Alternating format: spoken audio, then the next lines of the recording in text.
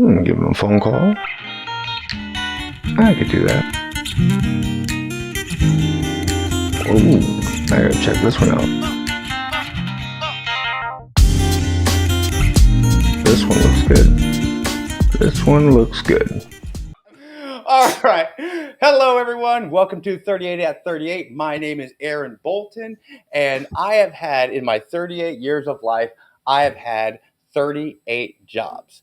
And usually when I tell people that or they hear that, they go, the most polite I get is like, oh, okay, wow. Or like, oh, well, you've had a lot of experience. I've had a lot of experience. But it's not, many times I've had 3 jobs at one time. And I started working when I was really, really young. And I want to define that real quick, what I mean by work or what I mean by a job.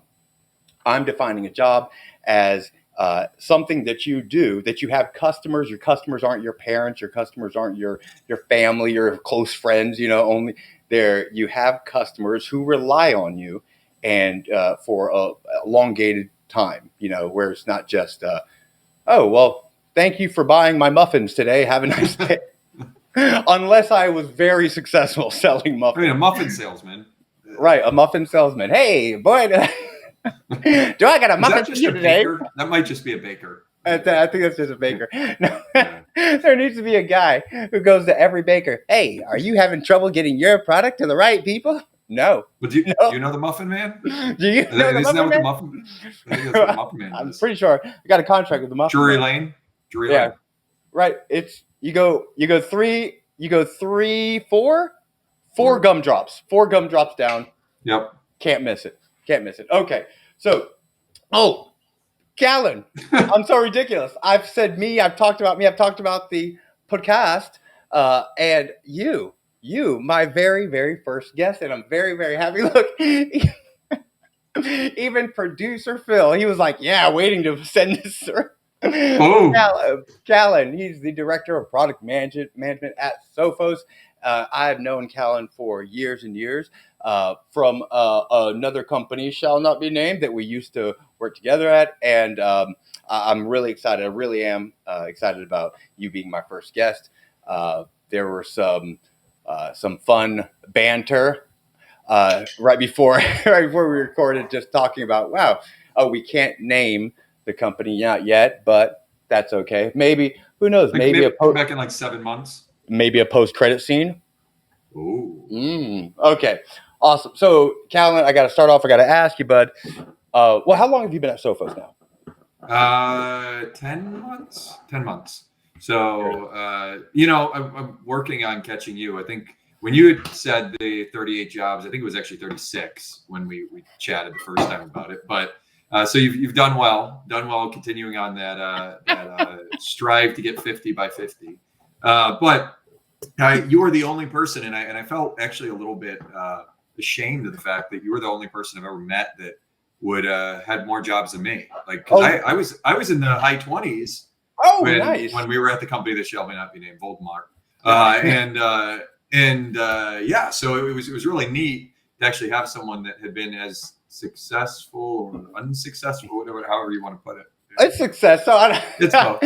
So like both times, like, all right, so I know somebody might be watching this that's like, hey, I've heard about him conducting leadership development. Let me take a look. And then looks at this and like, whoa. No, wait a minute. First of all, 38 jobs. The experience, even if I tanked all of them, and I'm a new great, like I've found myself in the past 5 years. Can you imagine all the great experience? But it wasn't like that. It was definitely not like that at all. There are good reasons. I don't know why I keep going. I think it's the newspaper. The newspaper looks really old timey. It's talky.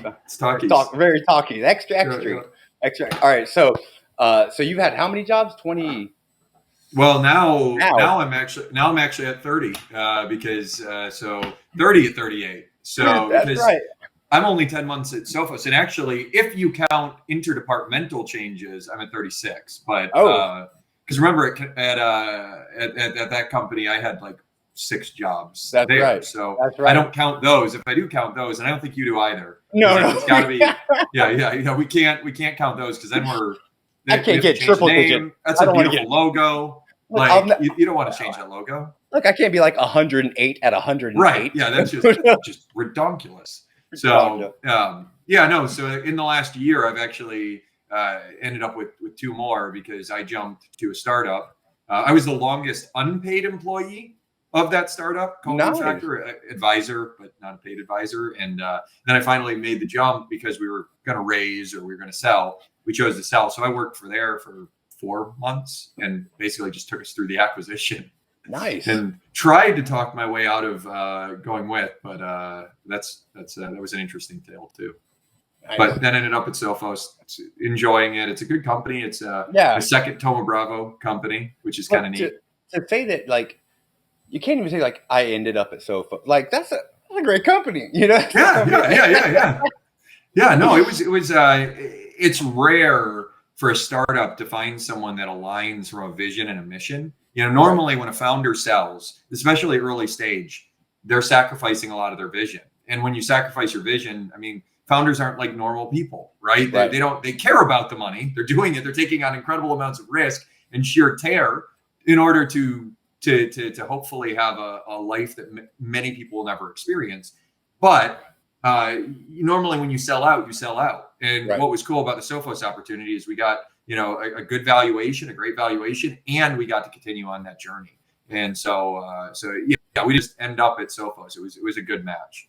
Very cool. Good. I didn't mean to indict you or anything there. I wasn't. Oh, you're good. You're good. I wasn't judging you.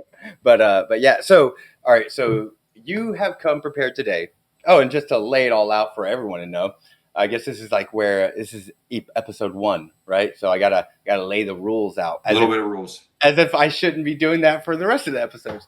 So Callen is going to Callen, you're going to tell us your best or your worst or your wildest or craziest, whatever job story that you have.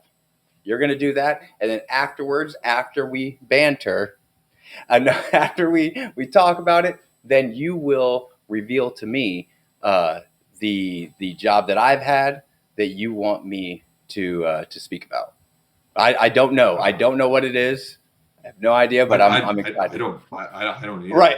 It's going to be very. This is going to be extremely surprising for everyone. Stay tuned. Stay tuned after these messages. Are they done yet? And we're back. All right. So I think we had a Sophos commercial. So all right. So Callen, let's lay it on us. Oh, by the way, I want to say the reason that I've done this, the reason this idea came from being at a dinner with a lot of executives and managers, a leadership development program that I was leading up, and it was graduation. And I wanted the executives to mingle in and talk with the managers who are graduating.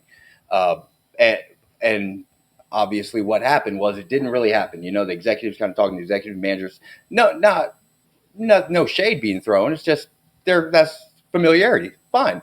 So I asked one of the execs at my table, I said, hey, what's the worst job you've ever had? And he lit up. He was like, oh, man. And he told this story, and it was hilarious. And then he said, hey, what about you, to the other executive? And then he told his story. And this is an executive who would never light up. I'd never seen this guy light up for anything. You know, now, whoa. And he was like, oh, I got to tell you. And and then other people started coming in. The manager started telling the stories, and everyone started talking about it. People from other tables came over and joined in. So now I use this as like a networking tool. Like if I'm at a function where I don't know anyone, and I ask them, hey, just one, especially if I'm at a table and people aren't talking, go ahead and try this out there, guys. If you're at a table function, you don't know anyone there, just say, hey, hi, I'm Aaron. Just wondering, what's the worst job you've ever had?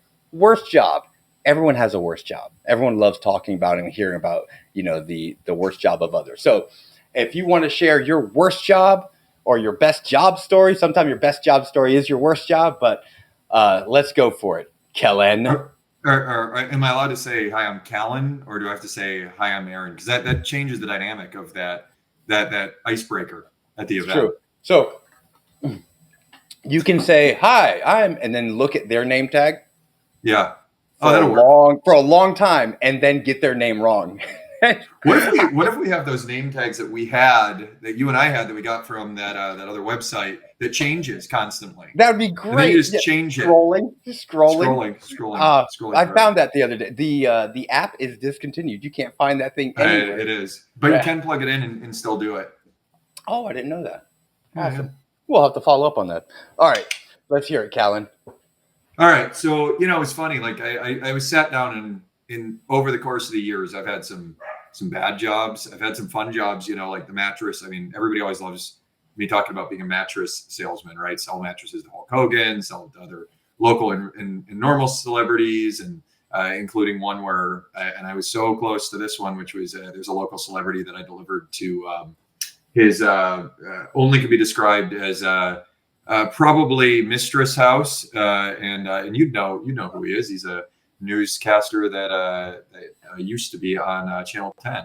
But then I got to thinking, and there's one that's really apt for the times with everything that's going on with Ukraine and Russia and that. So my first job selling. Hold on. So when that newscaster bought it from you, right? And he said, did he buy it from you? Yeah. Yep. And when so the funny thing is yes, but even Hulk Hogan, right? I sold a bed to Hulk Hogan. I got him to lay down on a bed, which, by the way, trying to get him comfortable enough to take off the fanny pack, to get on a bed is that's where I honed the sales skills. The owner of the store at the time, anytime anything could be important, would jump in and take it over. It was this smaller Italian guy jump in. I got this. You can go now. In my mind, I was like, he's into an accent. He's into an accent. I am. So you sold it to him, right? And when you're it's going to be delivered to not my house. It might be a younger, pretty woman there. Did you just look at him and say, I know who you are, right? Yeah, there was, and it was funny because Tampa's grown up a lot in the last 4 years, but there are areas of Tampa that are still in the transitional phase, and around those Nebraska, Florida areas that this was 15, almost 20 years ago now. Oh wow, yeah. They were a little rough and tumble. So when the address was off of one of those. Gotcha. We were like, I don't think he lives there. No. Yeah. Understood. Okay, I'm sorry. I didn't mean to interrupt, but I just wanted to hit on that story. No, it's good. So mattresses? Yeah. Okay, continue. Yeah, so it wasn't mattresses. So I threw I bob and weave, I fainted on you.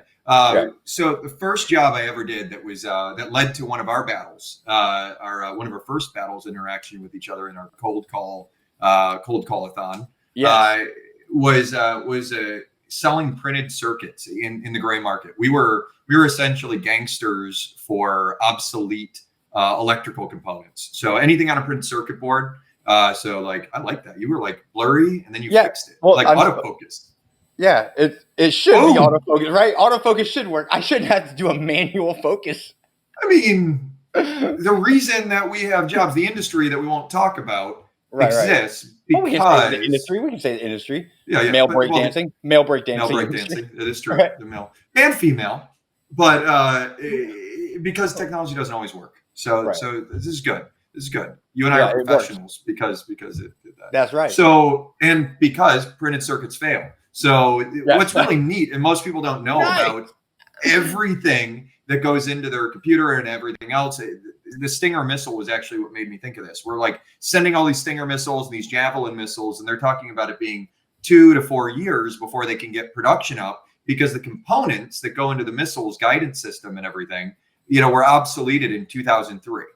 And so they've been using stock to make the missiles. And so what ends up happening is there's this entire industry that's popped up because companies like Jabil, Sanmina, Flextronics, they buy the entirety of a production line of a printed circuit for years. Okay, so let's say this is happening right now, but it's your old Italian boss who's the boss, and he has a run-in. When he runs in, what's he saying when he's seeing that you're out of parts, that you don't have the parts that you need? Oh, he's at that point he's probably like, we can make so much money. can make so much money here. The margins are ridiculous. The margins, they're almost mattress level. Like Right. mattresses, mattresses are thousands of percentage. It's amazing. Oh, yeah. But the only thing that's come close is that printed circuit, because what we'll do, and there's a company here in Tampa called America 2. They're a $2 billion processor of these parts. You get a Jabil, and Jabil wants to create I'm trying to do that thing again. I should stop moving. All right. I like it. The left to right seems to work better than the back and forth. That's so what you're boxed in and drawn out. Exactly. So like a Sony contracts with a Jabil to make a run of televisions, right? And so they know that to sell the part or sell the TV at a price that people will buy it, they need this part to cost X. Well, that part doesn't cost $100; it costs $1,000. So Jabil needs $250,000. So what Jabil does is they say, "Hey, we'll buy 10 million and give it to us for $100." They've got all this extra stock, and they keep about double of that stock for later runs and failures and all that. But then what they do is they sell the other 9.5 million to this gray market who hold on to it for a rainy day, and then they find the Sony or whoever. That's where we would come in. We would buy that stock, or we would have access to that stock. There's all these different like tickers of stock where some of them are sharing it on the back end, all this other stuff. And there's these different tickers where you go through, and you basically connect the contract manufacturer or the manufacturer to the stock, and you either own the stock, or even better, you figure out a way of finding someone else who owns the stock, negotiate, close the deal, and then go back to the other person and say, "Hey, I got this PO, but man, I got to be down. You told me it was going to be $15, and I got to be at like $5. I already know that I'm making 500% on this." But you go back and then you kind of like renegotiate with that one and sell it through. And so the thing about contract manufacturing though is it's done mostly in places where it's cheap. There's cheap labor, right? We know China does a lot of contract manufacturing. Foxconn for the Apple stuff, right? Where people are jumping out of windows and stuff because their jobs suck. They probably could have used jumping more of that. The new iPhone coming off the line. So what you don't know though is that those contract manufacturers have their own contract manufacturers. And so what I did was I took a government contract order for a defense contractor, and it's for these guidance chips that exist out there. And I sold these guidance chips to a company, and that means that there are restricted nations. Restricted nations are places that those chips can't go because they're mil-spec chips, and you don't really want certain governments to get their hands on them because it would bring them forward, right? Canada especially. Canada's the bad one. Australia is the other one because they're already deadly enough. Like we throw down some really nice guidance chips to Australia. They put spiders on them. Yeah, or in Canada, they'll hold on to them in like sub-zero weather. Yeah, what is it? 98% of all Canadians live like within like 20 miles of the border. It's like nowhere. So like they've got because the other 2% places to hide those chips. The other 2% don't care for their lives. No, not at all. And those, could you imagine if they got a hold of some guidance chips? Then we'd never be able to get them back because we're not going over there. We're not going there. And what if they send a moose? That's true. Guiding a moose. No one would expect it. You know what? We'd be watching the Today Show, and it'd be like, for some reason, we woke up this morning, and all over America, there are moose. There's mooses. Mooses? Mice. Measles. Moosels. It's moosels. Maybe it's moosels. Mooseless. Even worse, Canadian geese. What if those had guidance? The Cobra chickens? They do have guidance. That's a smart joke. They do have guidance. They have better guidance. Probably, actually, yeah. Well, the pigeons used to do torpedoes in World War II, right? We had the Skinner box.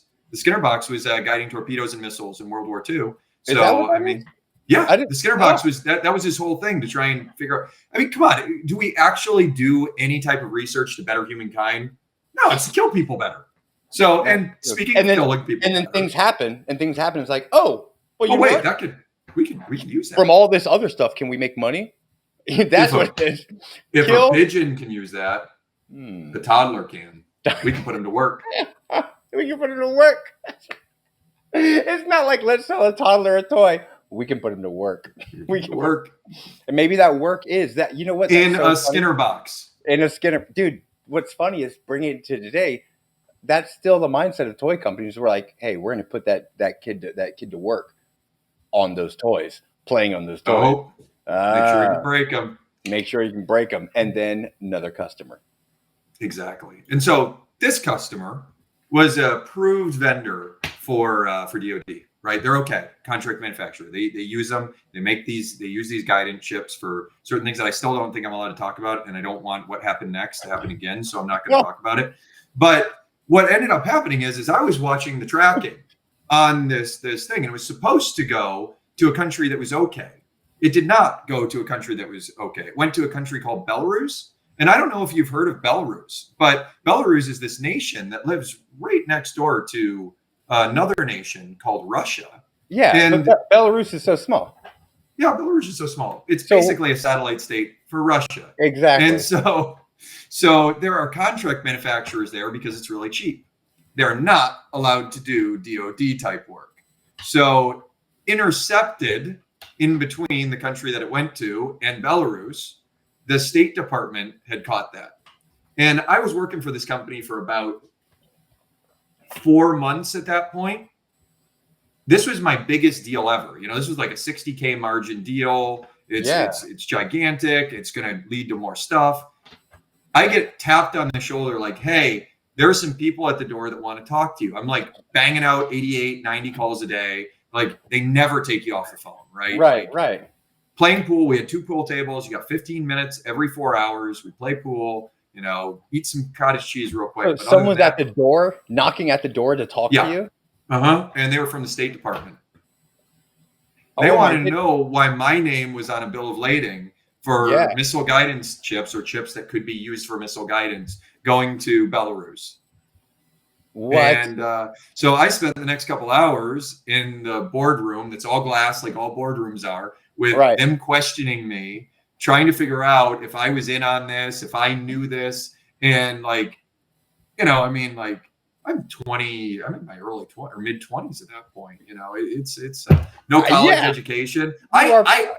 You see the classified ads behind you? It's the only job I ever got out of classified ad. I was making $25,000 a year. I thought I was rich. Right. You know, like plus commission. It was like $25,000 plus commission for me. I grew up in a car. Like this. I made it. I make it. And now when you say it's so blasé, I grew up in a car. You know, and the State Department knows my name. I don't want the State Department to know my name because that means that I've been kidnapped by guerrillas. It means that I'm an enemy of the state, or like I'm running from something. I don't want any of these things. You're in your mid-20s. You're making $25K plus commission, and you got to be saying after that day, you're like, more money, more problems. Damn right. More money, more problems, man. Oh man, the State Department, you know, and so everyone's just watching you, like from here and there, walking by. My boss, and they know it's out. Peaced out. Came in like, nope, I'm out. We had a guy that was in charge of compliance. He was there for like 2.5 minutes. He was the guy. He was there. So both of the founders' dads worked there. This guy used to sit in his office. Like he was a compliance guy. He used to sit in his office, and he was one of the first people I ever saw watching inappropriate things at work. He just used to sit in the office doing that. So I'm sure he walked out of this meeting. This was like 12, 13 years ago? This was 2008, 2007. Bruh. Yep, he was a pioneer. That's like 12 or 13 years ago. I know, yeah. So he's a so pioneer. Old? No, we're old. We don't really. Yeah. Dude, that's what I was getting at. All the way back then. Back then. He had to be torrenting it. He had to be like, huzzah. Huzzah. He was on Morpheus. That's nuts, man. Yep. So I don't even think Pirate Bay existed. So what happened? I mean, in the end, they just went through, said, you know, hey, we've got to confiscate them, all that stuff. Went back to the customer. They're like, we didn't know they were going to get shipped that way, and big investigation, which ended up, you know, amounting to essentially nothing. But you know, still, didn't feel like nothing at the time. For that time in your life, that's crazy. That was good. Dude, that's a good story. I'm surprised of all the years I've known you, I've not heard that story. That's a good one. I'm sure there's more. Keep those in the back of your pocket for like just next time we're chilling out. Hey, did I ever tell you when I almost murdered Madonna? What? No, you didn't. No, you can't tell that it was story. Carrie Strug, but Carrie Strug. Wait, no, that we got to get into that another time. Another time. Time's a wasted. All right. So, thank you for that story. You know what? What was it? I saw the movie, the show Only Murders in the Building. Have you seen that show on Hulu? Dude, it's all right. So it came out, I think, last year. It's Hulu's #1 comedy. Like it's which is like okay, but how many? It's our #1 comedy. It's like in a specific category or across all of them, because they also play like Seinfeld. Exactly. They play reruns of Seinfeld. Or their own original. Which then I think I was like, how many have they had? But, and is it an original, or is it when they like buy somebody else's original? That's Netflix. And Netflix does that garbage. I hate that. No, so does Hulu now. Do they now? Yeah. Jerks.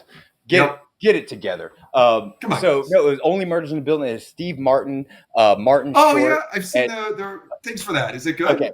Dude, it's so good. I mean, it's Steve Martin and Martin Short. I don't know why I have to ask. But then, oh my goodness, what's her name? She just hosted SNL last weekend. I forgot her name, but female lead. Selena Gomez. Selena Gomez. There it is. She's in it too. She's great. She's great in all three of them. They're perfect combination. And just like the question would be like, well, what would these two old people have anything to do with it? Yeah, that's part of the whole funny thing that they keep bringing up. This has been a commercial for Hulu. So anyways, in Murders in the Building, we got to get our sponsors on early. Got to get our sponsorship, or at least ask. Maybe if they see it, it's like, well, we might as well throw them some money. That's how advertising works. One of the characters tells a story and then is returned with like an obvious lie of, oh, nothing, everything's fine, nothing, no problem, blah, blah, blah. And this is the first time they're meeting. It's a blind date. And she says, whenever someone tells you a story, the listener is obligated to give back another story of equal or greater value. And I was like, I really like that idea. So I'm going to have to, I now must give back a story of equal or greater value, and that's you came pretty strong. You came with the State Department. So, but see what I don't like about this though is I got a whole list of like questions. How the hell do I know which one of these is equal or greater? So like you're gonna make me pick. So if it isn't equal or greater, you're just gonna blame me. So I'm gonna no. Mine was so much better. Aaron, you talked about juggling. I don't know how that's a job. Only if you're a sad clown. Only if you're a sad clown, and you can write it off. Okay. So, what is that quote? Or I don't know, Phil. Do you throw that? Can we talk to you? I know this is recording, but I'm talking to you. I can talk to you whenever I want. Producer Phil. Howard Stern did it forever. That's right. So. I'll just pretend like producer Phil is actually in my home. I have a producer like he's over there. Producer Phil. All right. So what's the quote? So the way we're laying it out is rather than having people just pick the job or pick the job position or the company that I was at, I've given them all quotes. I've put quotes of something that was said or something that relates to the job that I had. So they have to pick from these quotes, and I don't know what these quotes are. I don't know which quote you picked. So, Callen, let's hit me with it. What's that quote? You gave me some good ones to go from, that's not the one. Is that not the one? So that's not the one. I was like, okay, that's amazing. No. But I'm sorry. We're in it now. No. We're in it now. Phil was just saying that if I say anything, he's going to kill me, and that's fine. We're in on it now. I'm okay with that. You can pick another one. It's fine. You can pick the one that you want. It's that's okay, fate, man. That's hilarious. I'm not going against fate. You don't want to go against fate? I want to go against fate. Nope. Okay. Let's do it. All right. So this is that. I like this. See, that takes the pressure right back off me. Right. Exactly. I said now you can't. So this one actually butts the beginning of this story. It butts right up the ending, oh no, you're fine. Just like how most jobs go from this is like at hours later, right? One job ends, another job's the beginning of this story now. So, my best friend, I know I've talked to you about him, Mario. My best friend Mario. Yeah, I don't know. Have you met him? Yeah, I believe we met. Yeah. Okay, I think you've met him. So he and I, we're together in the Tampa Bay Mall. This is now where One Bucks Place, the Buccaneers training facility, is. The Tampa Bay Mall. It was on its way out of being a mall, but there was a mall there.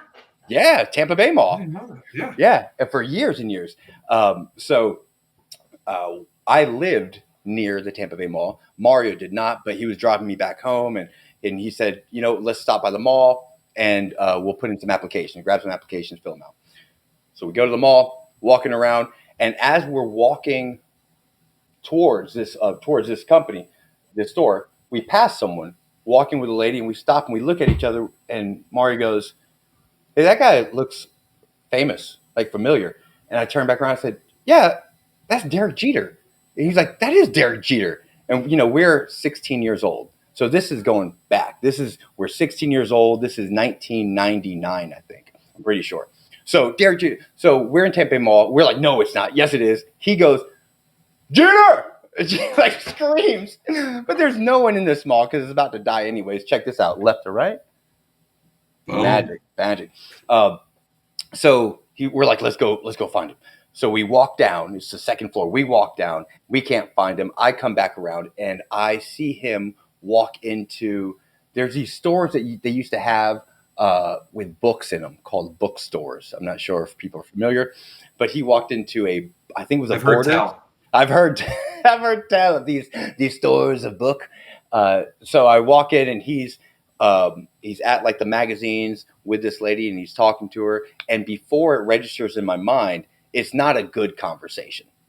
Like I'm already like, "Hey," and I've got something for him to sign. I'm like, "Oh," and it registered. Oh, he's like, I think it was his sister. That's what I don't know why that memory's in my mind, but I think it's his sister. Yeah. And I'm like, "Hey, I'm so sorry, Mr. Jeter. I was wondering, can I have your autograph?"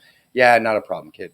It was like a Pepsi commercial. It was like, "Yeah, not a problem, kid." So he signs it, and I was like, "Hey, thank you." And right when I'm thanking him, Mario finds him or finds where we're at, walks right up, and he goes, "Mr. Jeter, can I have your autograph?" like pen and old receipt, like baby, like, but we didn't care. We're kids. We're excited, right? So this would be worth $1 billion. Right. So that's why I like telling this story, because that's the story. That's the time I got to meet Derek Jeter. The end. No. So we walked right across from that Telltale bookstore to Champ Sports. So that's where I got this job, Champ Sports in Tampa Bay Mall. As a matter of fact, I had this job for years, and I went through, instead of changing jobs, I changed malls. I worked in 3 different malls with this one job. That's pretty impressive. Thank you. But the guy who hired me, I walked in, this dude was, okay, Michael Clark Duncan, right? Size, width, right? Only... Can you imagine Michael Clark Duncan like mad? I don't. I'm like, he's happy. I can imagine him mad because I'm creative and have a good memory or a good imagination. But he's always seemed like it when I've seen him on TV or the movies. Joe, he was like the kingpin, right? He played the kingpin. That's right. But he still wasn't like, oh, it was like, like more upset, frustrated, Yeah. So this guy, is like furrowed brow. This guy was like, just of my presence for some reason, his name's Marvin, and he was the store manager. And I said, "Hey, I'm wondering if I can get a job. Why don't you have a job now?" Like, well, I've got to. That's not a good way to start. So I explained to him. He goes, "All right, just go ahead and fill this out." I said, "All right," and I filled it out right then and there. He's like, "You're not even going to take it home?" I was like, "You're right here." I said, "You're right." I was like, "You're right here. I can." And I was so confused. It wasn't like I was trying to do a clap back. I was just like, So I got it. He called me up the next day. I got the job. Now, I did not go to school. Anyone who ever worked in the mall during their high school years knows that if you're working in the same neighborhood, the mall's in the same neighborhood where your school is, then you're going to have a good time. There's going to be people you know. Yeah. Right? Yeah. Not this guy. I was living in West Tampa, and I was going to. This is very inside baseball, but all the way to like Armwood High School, like on the other side of Tampa, and then through like another couple towns, and that's where I was going to going to school. So I didn't know anyone at this mall at all, and it was on its way out. The neighborhood wasn't the best. That might be close kind of to ish. where Much better now. Where that individual was. So some rough clientele, and Marvin, I think, is the only reason that we didn't get robbed so often. Because he knew the people that would do the robbings, and that's coming up in just a second. He knew them just by association or whatever, but he didn't know them like he hung with them, but he knew them. He knew of them, right? Kind of thing. Yeah. Big dude. So Marvin. All right. So the reason that we didn't get robbed from so much is because of Marvin. He knew them. There was some familiarity there, but he wasn't with them. Right. Also, the people I worked with, they were the cool kids in their high school, and I wasn't the cool kid in my high school, but I was like the funny one in my high school. I left to right, boom. I wasn't into sports. Other way. There it is. I wasn't into sports. You were into magic. I was into waving at a camera. So I didn't really have any connections. There was two guys that worked there. They all three of these people went to high school together. Two guys and one girl. And the girl was like mean to me for some reason. I don't know why, but she was just mean, and I tried to make jokes and nothing was happening. That's fine. No, that's how it was with all of them. That's fine. But it's fine. It's fine. I'm over it. I'm seeing therapy now. But one day, You're married. I'm married now. I'm fine. No, I was just talking about I was like, I don't know why people don't like me here. Oh, yeah. They were talking about. I remember one conversation the guys were having. They were passing off. They were like, "Oh man, thanks for burning this for me." Like one of them bought like the new album on a CD, and the other one had like a CD burner, like that. And I remember the conversation was like, "Well, yeah, you want to get an RW, because you can rewrite, and it's got to be a plus." And it's like, I remember that old conversation. Oh man, in the future, it's going to be more expensive. Yeah, in the future. Do you want to buy now? Because in the future, it's going to be more expensive. Baby girl. Ooh. For speakers? Just for speakers? Oh, that's inside. I love it. So one day, by the way, just to give you an idea of the size, Marvin, I'm not exaggerating. Routinely, we had a bench press there for sale, and routinely he would stack 300 pounds on it and pop up 10. And pop up 10. That's and be like it was this, and plus mean, and like funny, and but funny mean, Yeah. And so it's like, man, all right, one day, the one thing, because I knew he couldn't hit me. I knew my boss could hit me. So he would I assumed, oh, well, don't get ahead. He would always go to Bed Bath & Beyond and Bath and Body Works. Bath and Body Works in the mall, and he'd always get we'd always have the dopest stuff in the bathroom, like lotion and stuff. So I'd mess with him. I'm like, man, man, this is really cute, man. Thanks, man. I appreciate it, man. You're really worried about my hand softness, man. Man, shut up, Aaron. All right, calm down. So one day, these guys, this group of guys came in, and we noticed. I was like, this seems a little sketch. It was a little busy already. It was like a Friday, but busy. But it was like a mall that was on its way out, so it wasn't that busy. And there was 5 guys, and they came in and started and they were oh, that's right.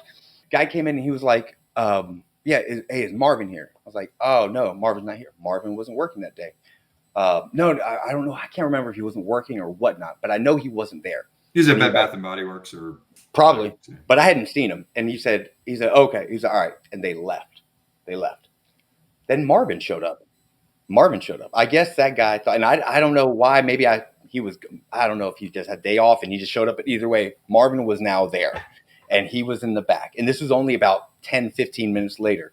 So 10, 15 minutes time, I tell the guy, Marvin's not here. Within that 10, 15 minutes, Marvin comes back, and they come in. All 5 of them come in, and they start. There's like 3 go up onto the where the shoes are, and they're having me and 2 or 3, and then 3 guys like looking at in the clothes and stuff. And they tell me, "Hey, I want this, and this size. It's like 6 pair of shoes." I said, "Okay, well, how about I just start off with like bringing you 2 and bringing you 2?" And they were like, "No." Okay. I go in the back. I start pulling, and Marvin's like, "What are you doing?" I'm like, "Yo, there's these dudes out here wanting all these shoes at one time, and like there are other dudes. It looks kind of sketch. They're like walking around, and he's like, "What?" Like he picked up on it like that. I didn't know what any of that was, so he picked up immediately. He came right out. He said with one of the box shoes, and he walked right up into the guy's face. Apparently knew him. He was like, "These are shoes you want?" He's like, "Man, it was backed away so quick. Backed away so, man, I'm just trying to. Oh, you just trying to? Oh, you just want to? I'm trying some shoes. Okay, all right. Go ahead and try on the shoes. Try on the shoes." So I'm there, uncomfortable. This is the guy that I just told he wasn't there. Marvin ain't there. And now, obviously, it looks like I snitched on you. It was like, this guy wants. So now I've got to help him with his shoe order. So that's fun. The Marvin then goes out into the crowd or into the rest of the area where the clothes are and whatnot, and starts talking. 3 of them, 2 or 3 took off. They're like, nope. I'm out. Walked up to one guy. He knew him. This was like, I would imagine, like if something went down, this would not be the guy who would throw a punch. He would just be like, no. And he started getting uppity with Marvin. Like he was like, "Man, I don't know why." Like started getting loud. And Marvin's like, "You need to keep your voice down." I remember there were a couple customers there. He's like, "You need to keep your voice down." And he said, "Man, what are you gonna?" Marvin headbutted this man. Oh, that's the move to like just end any resistance. That is it. You get headbutted. You have to realize if you're not thinking straight when you get headbutted, but you post headbutt, you got to think. Oh yeah. That was his opening move. Yeah, especially if they clip the nose. Like, oh man, like you get that flash. You can't see anything. Right. And like, I assume I would imagine super experienced of headbutts a guy because headbutts him. Guy goes down. Marvin picks him up with a headlock, pulls him around, picks him up, and drags him in between where like some clothes racks are. Like I can't see him, and I'm on a platform, and I see Marvin in the top of this man's shiny bald head, and he's like blah blah blah blah blah blah. I'm like, oh my goodness, my boss just headbutted some dude. The guy who's next to me, he goes to walk off with the shoes. I was like, hey, and he looks back at me. He goes, "If you tell anyone, I'll kill you." Like I've never been. It was said so assuredly. Like, clear, if you tell anyone, man, I looked at Marvin and I didn't say a thing. I didn't say a thing. Nope. Not worth my life. I'm not. Marvin, you're headbutting these people and you know them, okay? Are you? I'm not going. Dude, that was. Hey, Aaron, that's kind of weak. Yeah, but I'm here. You're good. I'm alive. So they lose a couple bucks in overhead. I mean, come on. That's like chasing after. They would have to pay your mom a lot more if you had told them when you were dead. So you made the right move. No, that was the shrewd corporate decision. Right. So at that time I'm living with my mom. It's West Tampa. My mom, we're moving. We're moving to Lakeland, which is like the next county over. Right. We're moving to Lakeland. There's a mall in Lakeland. There's Lakeland Mall. There's a Champ Sports in Lakeland Mall. This is going to be an easy switch, right? Hey, Marvin. So listen, this and that happened. And either way, I'm moving with my mom and I'm moving to Lakeland. You moving where? Why? Why are you moving? I thought I explained myself. Like I was like as if I had agency at that time where I can be like, I'm staying home. No, I'm staying here to work with you, Marvin. Marvin, you're to go chill I'm out with moving in. people. Yeah, some of the people threatened my life, Marvin. Yeah. So I was like, I don't know what I gotta go. And there's can I get a referral? Can I get transferred? And you want me to transfer you? Oh, he gave me and I was like, well, I was like, and I think I let that. I was like, well, fine, don't transfer me. I'll just go talk to the regular minded manager over there and show him that I worked here. And then that's it, I guess. Yeah. Man, whatever. And he was like upset. He was like legitimately upset. Next day or two or something like that, when I was on the schedule, I came back in and he was like, hey, I just want to let you know that transfer's all set up and everything. I was like, oh, thanks. Thanks, Marvin. What a nice guy. So yeah, that's where my life was threatened. And I'm not, even after that, I mean, that and like maybe a week after, closing and walking out into my car in the dark parking lot by myself. I'm like looking over my shoulder. I'm like, I mean, people's faces. Yeah. People said something. Maybe somebody said something. I didn't say anything. For like a week, I walked out there with a size 10 Jordans as an offer. No, just lay it on the altar. Lay it on the altar. No, but that job goes on. That's a story for another time. But in Lakeland, and then moving on to another mall in another town. I think that was a good one. I think it was good happenstance. I think that was good happenstance. I'm sure we don't know, and we'll hear it another time. I'll listen to it when you give somebody else the quote that I had originally done. But I think that worked out well. I'll say equal. Nice. Thank you. Yeah, maybe better. No State Department. Incarceration or death. I mean, they're damn close. No State Department was in mind. I didn't end up in Gitmo. No, not this. Back then, I mean, I know I'm pretty bald now, but back then I had long curly hair. I was darker than I am, and the beard was bigger. So I mean, I could have ended up in Gitmo easily. I always got pulled out of line. We're like Northern Mediterranean, North Africa or South Mediterranean, North African. See, you and I, we share something in common. We share the fact that we are, how did I put it? And ethnically vague.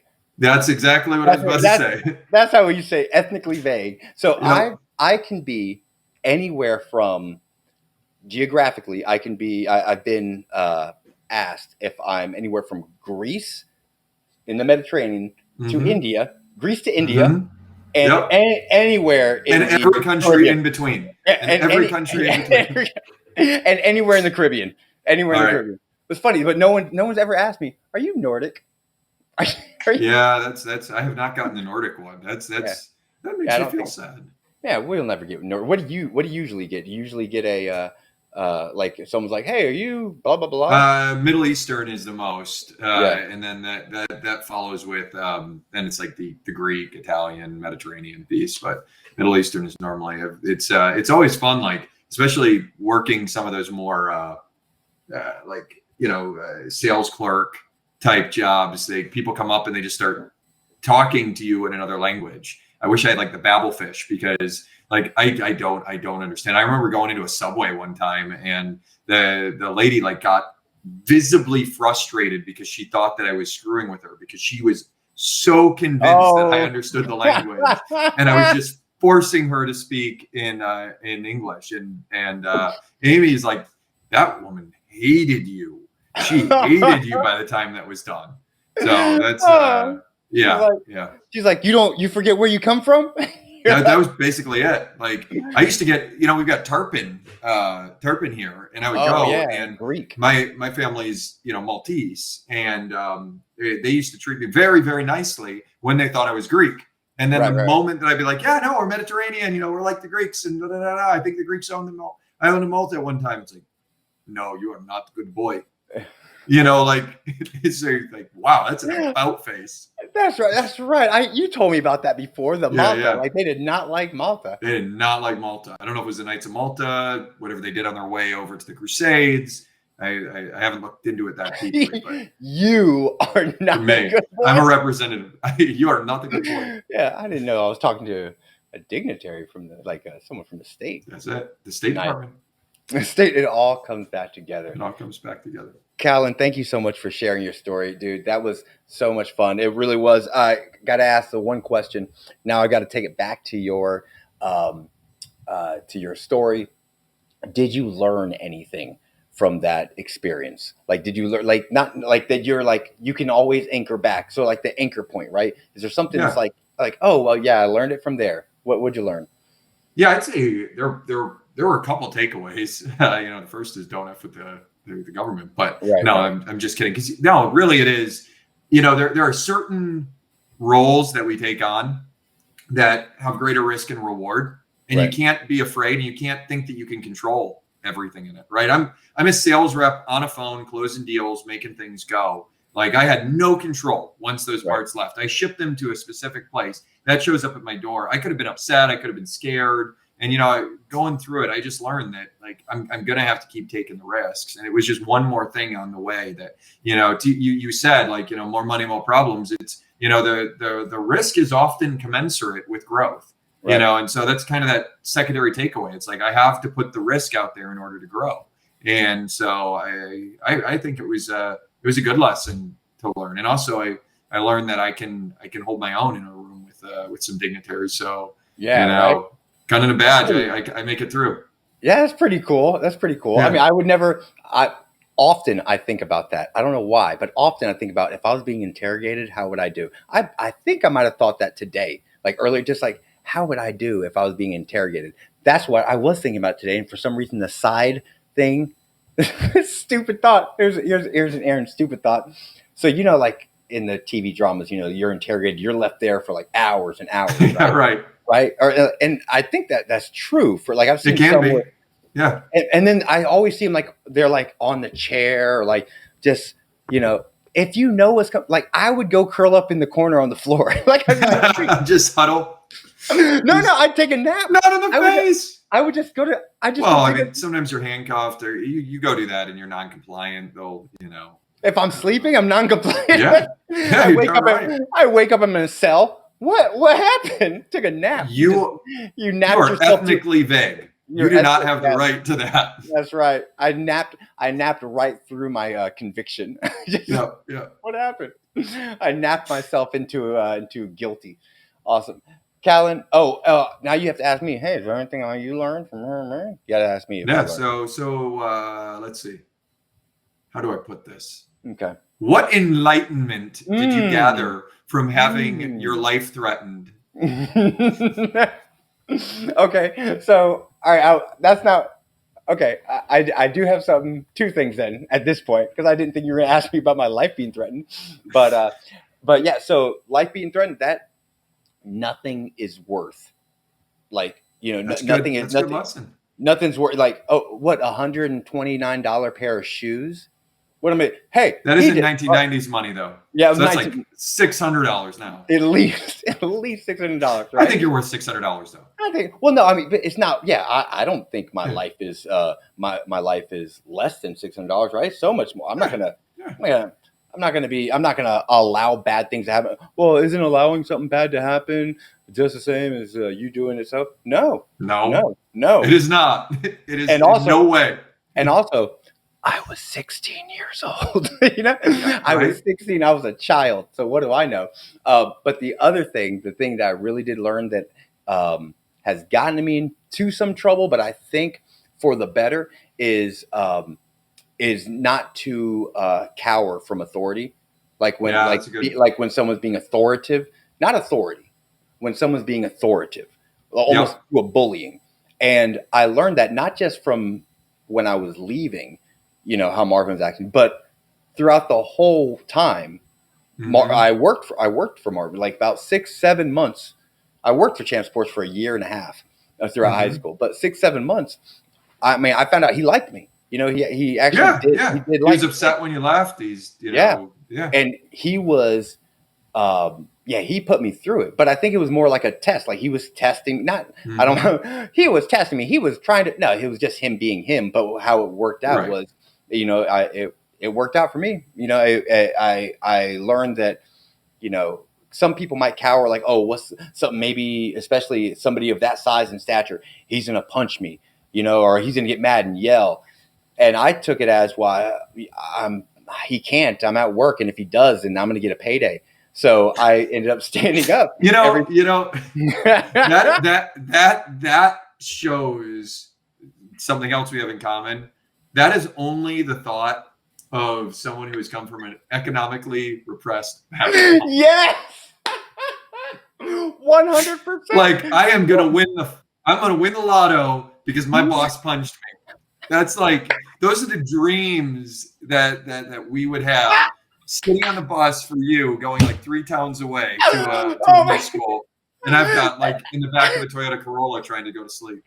Oh my goodness, that's so true. That is so true. Driving around a busted up car, and when I was in high school, me and my best friend Mario driving around. We didn't have the best cars at all. The fact that we had a car was crazy. I mean, but there'd be so many times where a car would almost hit us or would like almost like rear end us, and we'd be like, oh, that's a Mercedes. Come on. And then like the couple of times we did get into a car accidents, it was like, a car a little newer than ours that didn't have full coverage. We used to joke around. We're like, if a car almost hit us and it was crappy, we'd be like, whoa, you better calm down. Like that thing does not have full coverage. You better calm down. No uninsured motorist. No one. So that's what I learned. I learned that you can stand up and it's not going to be as bad, especially if you have like some convictions that you have and someone's pushing you around. Stand up for yourself, stand up for your convictions, and it'll work out. It'll work out. Sure, it'll work out. I mean, if it doesn't, what are you gonna do? I almost fell off my chair. I mean, it was profound. It was profound. So right. I think that's fair. Right. Thank you. All right, let's go ahead and wrap it up. Callen, thank you so very much. I appreciate it. Appreciate you, man. Yeah, you as well, brother. Oh yeah, you can connect with me on LinkedIn. Connect with Callen. There's Callen's. His info is right down there. Connect with him on LinkedIn as well. And we'll see you all next time. See you. In transmission. This has been a broadcast of the MSP Media Network.